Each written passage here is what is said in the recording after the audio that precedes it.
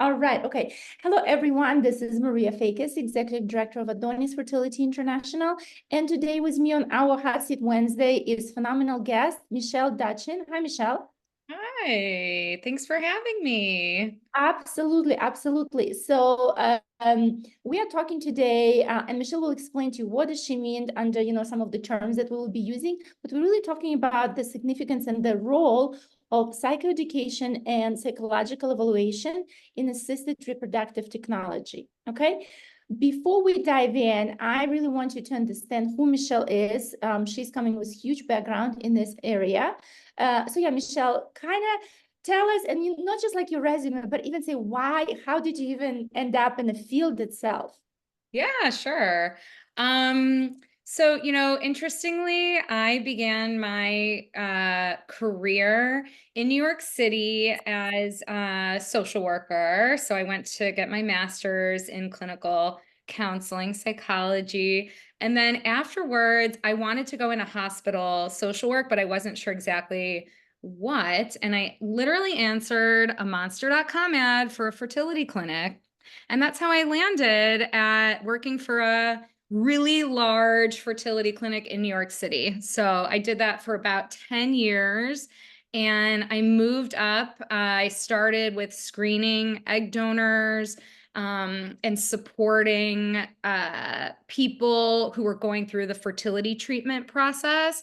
And then towards the end, I started managing the third party program. So I would screen candidates that were interested in becoming egg donors. I would match them with potential recipients or intended parents, and then guide them through the process. So that's how my career began. And then after that, I worked for a surrogacy agency where I screened gestational carrier candidates exclusively. And then I also would educate intended parents on the implications of using a surrogate to build their family. I did that for a couple years. Then I left and I started my own practice. So I currently have a private practice called Peak Mental Health Counseling. We have two other clinicians on staff, and we are totally virtual, but we specialize in collaborative reproduction, and specifically folks who are interested in or who are navigating the process of working with third party. So surrogacy, egg donation, embryo donation, sperm donation, and beyond. So here Wow. I am now. Yeah. What a journey. It's so interesting. So many times I'm asking people, how did you end up in the field? And I think only a couple told me that it was meant by design, that they always knew that's what they want to do. Majority of the people say it just happened and I fell in love with it. Yes, so maybe this is one of the miracles. So let me a little bit bring, and thank you so much for already started explaining some of the terminology. Like, for example, when you're saying third party, you said it's, egg donor, surrogacy, could be embryo donation and so forth. You use a very interesting word. You said collaborative reproduction. So I want you to tell us what it is. And then actually, I want you to dive, go a little bit back in the history for us. The reason is, so we know that assisted reproductive technology is a relatively new field when you look at the field of medicine, right? Yes, it has, a couple of decades, but still relatively new. And we know for a fact that things, the way they were done even 10 years ago, or maybe even like 5 years ago, they night and day from what they are now, right? And there is a reason why now the work that you do is taking a very big role in the whole process of assisted reproductive technology. So walk us through how did it even evolve and what was it that put that field on at the foreground, like has been there cases, so it was noticed that people are not being serviced appropriately. So where's it coming from? Yeah, I think it's a great question. And really, that's why I love this field so much, is because it is so multifaceted and it's changing all the time. So I really love learning about all the new technologies. But with that comes a lot of change. So when I started at the fertility clinic, it was 2007. This was before commercial DNA testing. So 23andMe didn't exist, Ancestry.com didn't exist. Likewise, social media was not a big thing. Facebook wasn't, I don't know if it was around, but it definitely wasn't as popular as it is now. So with these evolving technologies comes challenges with assisted reproduction. And when I say that, I'm talking about disclosure. So when we work with intended parents that are using a surrogate or a donor, the focus used to be on how they could handle the process. Now the focus has shifted into after they're done or after they've built their family, how are they going to talk to their kids about their family building journey? We used to leave that up to the intended parents to navigate on their own. But now with it being almost 40 plus years since the first egg donor baby was born, we're getting a lot more research from children who were donor conceived and learning that discovering that they were donor conceived later in life can be really detrimental on their mental health. So now a lot of the focus goes on how do we talk about disclosure and early disclosure and guiding intended parents on how they're going to share family building with their friends, family, community, and their future children. Okay. So that's a really huge focus change. What about as far as, and that's where you're really saying psychoeducation. So for the parents, you educating them on those topics. Is this fair assessment? Okay. Now, when Yes. it comes to donors or it comes to surrogates, how is it different? Would you please jump into that? Yeah. So for surrogates, we're doing a psychological assessment on the surrogate. We want to make sure that she can kind of handle the stress or the implications of being pregnant for someone else. And we used to have guidelines that were less stringent, I would say, than we do now because surrogacy is so new, like you mentioned. A lot of the research comes from what we've heard from surrogates' experiences. And then based on their experiences, we can tailor our psychoeducation and support for what their needs are. Um, we want to look at the mental health history for the surrogate. If she experienced some depression or anxiety from an event in teenage years or in childhood, that might not necessarily impact her ability to be a surrogate now. But what I'm trying to understand is how does she deal with challenging situations? How does she handle stressful events? Does she have coping mechanisms in place? What's her support in the community? If she has a partner, are they supportive? So we're looking to see the surrogate from a holistic perspective. And make sure that she has sort of like the tools she needs in order to be a successful candidate. So, I am focused a lot on her mental health, but also I want to make sure she understands the commitment involved because this isn't just, even for donors, it's not just like 1 month or 2 months, like this is a lifelong commitment. And so they have to understand the implications of that commitment, and be okay with that. Wow, what a work. We started really this conversation and the idea came to do this, webinar with Michelle because one of our families has asked us, and they being in the process of, selecting surrogate and, understanding what really is important to them. And they asked me a very good question, which I didn't know how to answer. So that's why I called Michelle and I said, Michelle, how do you answer that? So the question was really, what is the mechanism that you are using, right? What methodology that you are using for psychological evaluation? So would you, so share, because I feel like for many people, it almost sounds like, well, you just do interview and that's it, right? And, why is it this additional and why is it needed? But you really go so much deeper. And I think there is also something that you use some brilliant statement where, when people are talking to you, they always try to be on your best behavior, right? So how do you really learn what is behind the surface, right? And so, help us understand. Yeah. So look, I mean, I recognize when I'm screening a gestational carrier candidate, she is going to be on her best behavior. It's a job interview, and I recognize that.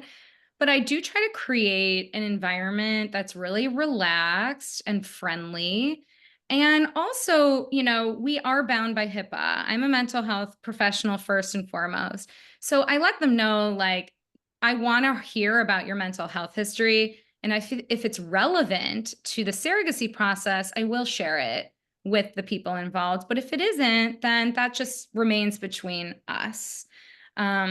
I meet with her for 90 minutes. If she has a romantic partner, I will also need to meet with the partner as well, since they're providing support for her.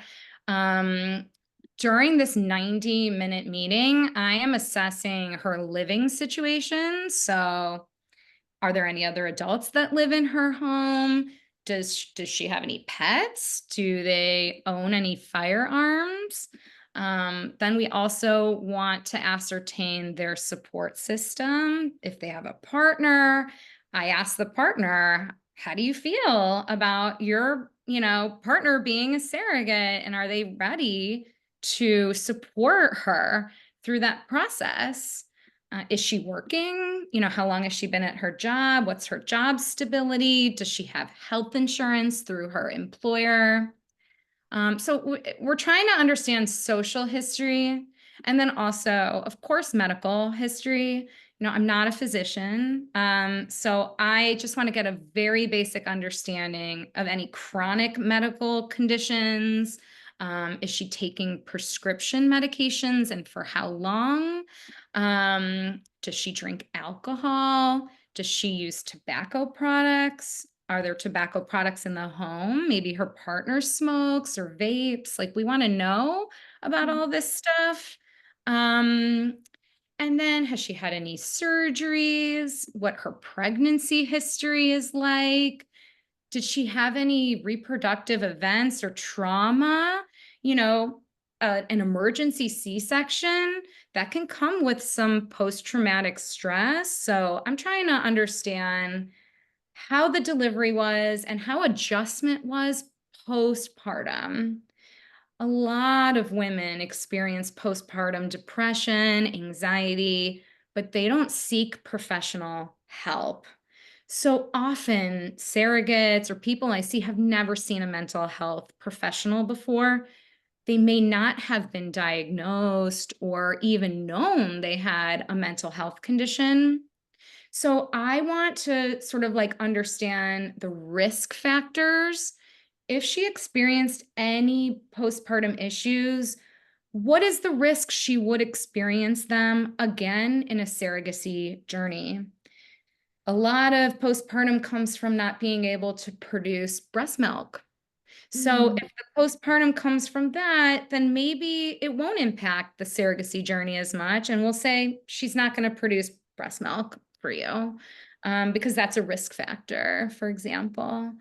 And then, as we move on to more nuanced information about the surrogacy journey, I want to know, like, has she done research? Does she know what she's about to get involved with? Can she commit to the time of doing IVF? Can she self-administer injections? Will she be able to attend doctor's appointments? How did she learn about surrogacy? Does she know anyone who's done this before? Like, has she talked to other people about it? Has she applied anywhere else? You know, sometimes they apply to multiple agencies, and I just want to know, what was your experience like with the other agency? Were you rejected maybe from another agency, and why? And then, you know, understanding like, do they know the implications for IVF and multiple embryo transfer, for example? You know, how does she feel about carrying twins? What are her thoughts on pregnancy-related decisions like prenatal testing, termination, pregnancy reductions, and beyond? So really, it's so comprehensive. And that's just the clinical interview, Maria. That's 90 minutes just of me talking with them. And, you know, of course, like I might not get all the information I need in that 90 minutes. So there is another test that we administer to surrogates and egg donors. It's called a PAI. It stands for a Personality Assessment Inventory. It's a standardized test, much like an MMPI. Some folks may know what that is. That's used often for government jobs or employees to make sure that they're going to get along with the other employees. So a PAI is a condensed, smaller version of the MMPI. It's about 380 questions, multiple choice. It takes the surrogate about an hour to complete. And the test will assess for any underlying clinical psychopathology, which is just a fancy way of saying, is she at risk for any psychological disorders? You know, I had mentioned earlier, sometimes they don't see. They don't know. You said, you know, they might have never known that they have anything. And like, for example, you know, I will see someone, you know, like this, and maybe they're nervous, you know, maybe they're fidgeting or like playing with their hair or something. I don't know if that's part of psychosis or if they're just nervous to talk to me, right? I can't diagnose someone bipolar in 90 minutes. Like, I'm not that skilled. I don't think anyone is. But, you know, this test will sort of give me a little bit more room to explore any potential underlying conditions. So we're looking for like inflection points on certain subscales that may show sources of difficulty for the client. And if the PAI is abnormal, then I will tell the client, I will say, hey, we see some inflection points on maybe like an OCD subscale, because sometimes, you know, people could be a little more rigid or a little more like want things to be a certain way, and that can come off as OCD tendency, but not actually having the disease. So I want to understand from her more about these OCD tendencies, and are they going to be barriers for a surrogacy journey? Okay. I think this is so helpful. And I don't know, guys, if you have any, you know, additional questions as you're listening, but for me, it's really a big eye-opening, because what happens is, you know, so we, you know, we do, you know, psychological evaluation, you know, for both of our programs in America, programs in Ukraine as well. But it's more, you know, we're relying on professionals, and, you know, then we get conclusion and that's it. But but I think it's so important to understand, yes, what is the whole scope that you're looking at and how it's really impacting. So it gives me really peace of mind that, you know, how deep you're looking from all of the angles, and that you're saying, yes, it's not just interview, it's also some very formal assessment. It's also, you know, if there is any warning signs, you have a chance to, you know, discuss and everything.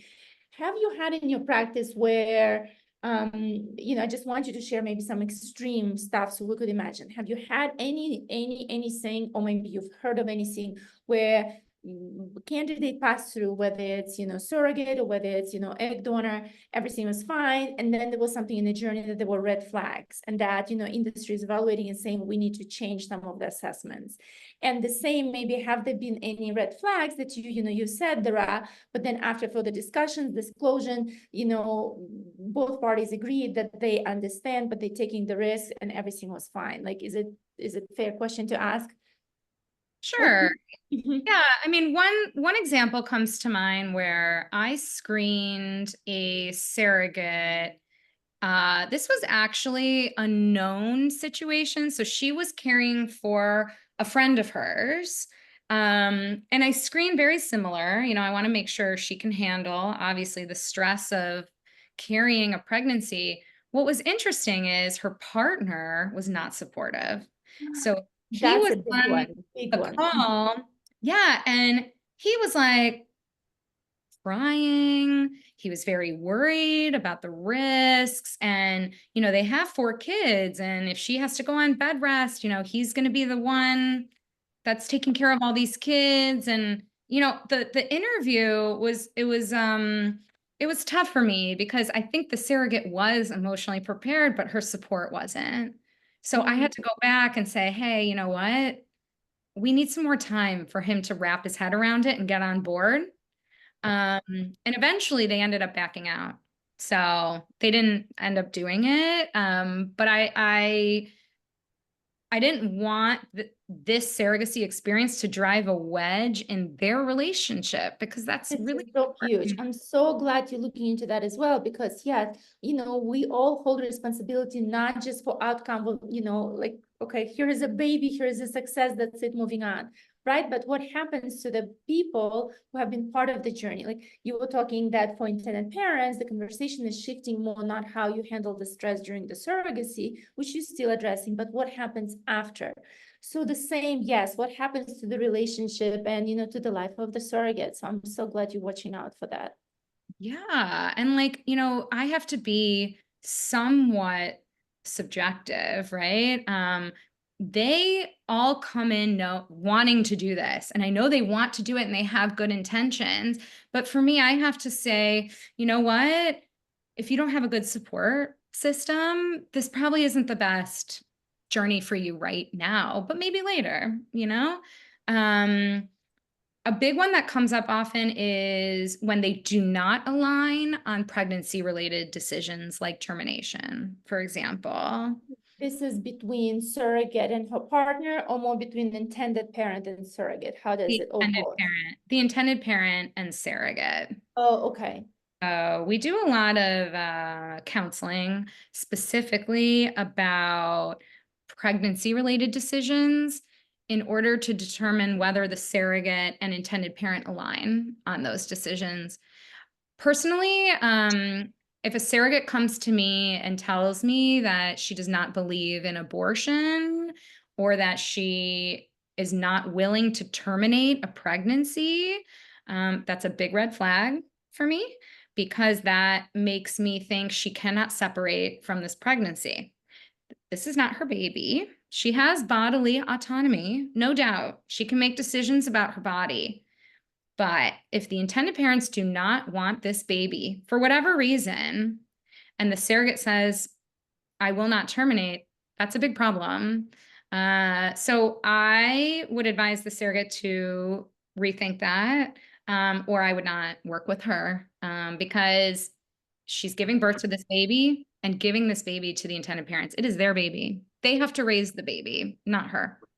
So it's a big issue, especially now with the evolving landscape of women's health here in the United States. And so intended parents also come with their, ideals and decisions. And part of that is me educating them about that process as well and what that might look like. It's not very common, but we do want to ensure that everyone aligns before we enter into this agreement, so that we don't end up in some sort of like discernment counseling or some issue where we have to, do some crisis intervention or something like that. this is so important. Like we always say that we would rather know about all of those risk factors ahead of time and do say, no, this journey is not for you, you know, dear surrogate, dear egg donor, or even maybe parents, because, you know, there is some decisions you're still resolving, rather than, like you said, having a crisis management, because, you know, the moment, you know, the lady is pregnant, there is no turning back, right? So, so we really need to discuss all of those factors. Is there something, because I know many of the intended parents are listening to this conversation. So is there something like, you know, you would say like, hey guys, like a checklist or something that you should have, like even before you see the counselor, yes, for this evaluation? Or also if maybe some families are saying, well, this is not necessary step, let's skip it. So what would be your suggestion about it? Like by really, you know, and you really going through so many cases every year. You mean for the intended Like parents? now let's talk about intended parents. Yeah. Because right now I literally see, I see many intended parents online, Okay. and we're going to have a similar conversation, you know, about the surrogates. Because one thing, by the time they come to surrogates, right, we all, like when we're evaluating surrogates, I don't want to bring surrogate to you and then so you could tell me, no, you know what, she's not a good fit. We want to do as much pre-screening with as much guidance as possible, so then when we come to this point, it's also very fruitful. So let's talk about intended parent side, yes, what to think about ahead of time, and then about surrogates. Sure. So for semantics, when we meet with a intended parent or intended parent couple, we are conducting a psychoeducational consultation. So it is not psychological assessment of an intended parent. It is not a traditional talk therapy or counseling session either. The session really involves me learning a little bit about the intended parent or parents, how they got here, you know, why they're using a surrogate or donor, and then making sure that they understand the implications of IVF. So embryo transfers, multiple embryo transfers, genetic testing. We talk about disposition of leftover embryos and so forth, and pregnancy-related decisions. A lot of it is educating the intended parent about my process of how I do counseling for the surrogate. So much like what I'm talking about here, I have, you know, over 15 years of experience in this field. You know, unfortunately, I have seen some unsavory things in this industry. And so I think it's my diligence to share my experiences with intended parents, offer some guidance and maybe some caution and warning about what could come up in this journey and what I've seen in the past, so they can feel prepared. And I'm not saying this to scare anyone. I don't want anyone to leave the meeting with more questions. I want them to feel like they've satisfied all of their concerns and questions, and they can use me as a resource. And also disclosure, you know, I probably spend about 20 minutes at the end of the session talking about, like, who knows that you're going through this process? Maybe who doesn't know, or who don't you want to tell? And if it's a couple, making sure one party is on the same page with the other party, like who they've told or who they haven't told. And then how do the identities impact the relationship with the surrogate? Race, religion, socioeconomic status. How do these all impact the relationship with the surrogate? Because they will. And then how are you going to talk to your kids about it in the future? So research has shown that it is important to tell your child how they were born, and from a really early age. So I do a lot of discussion about how to bring the topics up to your kid. What are our guidance and guidelines for sharing with the donor conception or gestational carrier conception story with the kid? And so that's, you know, in the future too, some people don't necessarily want to talk about disclosure now. And because the surrogacy journey is like a year plus, you know, they can't really wrap their head around that.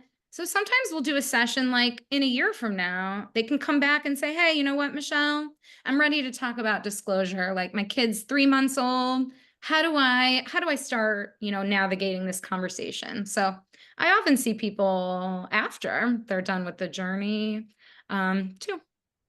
Wow, wow. Okay, okay. Well, that's so helpful. Now, what about the surrogate? Is there anything that you're telling them, or you could also share with us, providers, who are doing the matching? Is there anything we should be doing ahead of time to prepare, like where you don't feel like, oh my God, like you don't know any of those details, dear surrogate? Well, let me share with you. Oh, okay, and surrogacy doesn't work for you. So, what would be some of those preparation stages?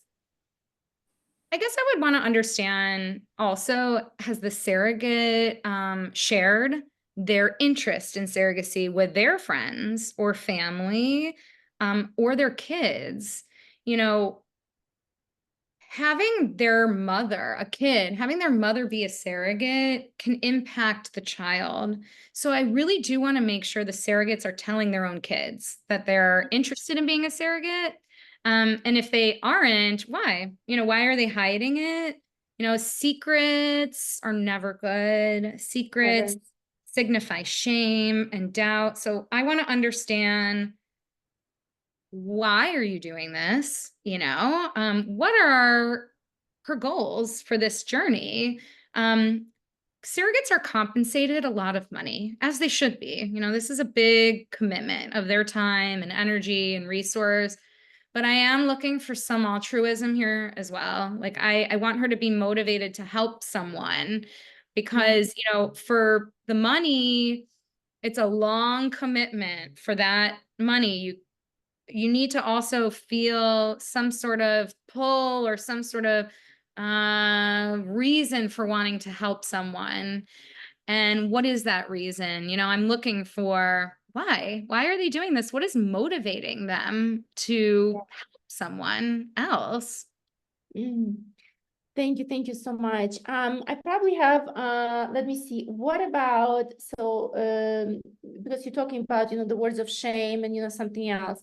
I know that, throughout the journey, so we wish every single journey would be a success. We wish every single journey would have been easy. For some reason, some people, yes, and we have, very high success rate on the first try, but we also know there are journeys where you try and try and try.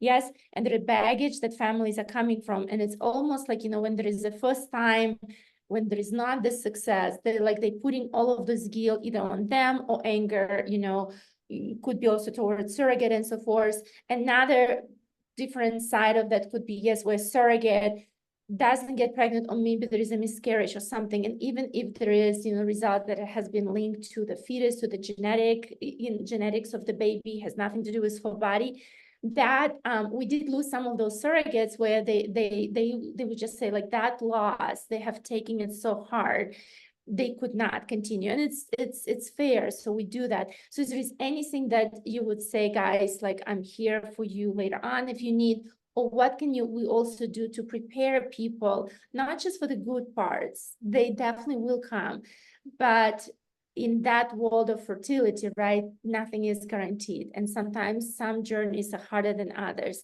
How do you prepare for the downsides of this roller coaster? Yeah, well, I'm glad you brought that up, because it's true. Sometimes the first transfer isn't successful, or it results in a chemical pregnancy or a miscarriage. I do talk about these in our sessions with intended parents and gestational carriers, um, highlighting that this is science. It's not going to be 100% guarantee that that first transfer is going to work. Surrogates often become surrogates because they've had easy pregnancies and it was Yep. easy to get pregnant and they had an easy delivery, and they've never been through this before.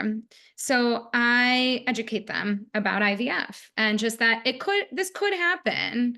Um, Likewise with the intended parents, some of them have been through a lot of loss, and that's why they're doing this. So they may feel less positive about a transfer. And so it's like a fine line to balance this positive outlook of a surrogate and maybe a negative outlook on it with an intended parent, or vice versa. You know, we could have intended parents, you know, a set of gay dads who've never been through IVF themselves, and they're, you know, super excited and don't really understand the pitfalls of, you know, pregnancy or IVF journey. So as much as I'm able to like talk about it, I do try, but I also tell people it is so important to process the loss if it happens. Mhm. I think there is a lot of rush to do it again. You know, I used to work Yeah. at a fertility clinic.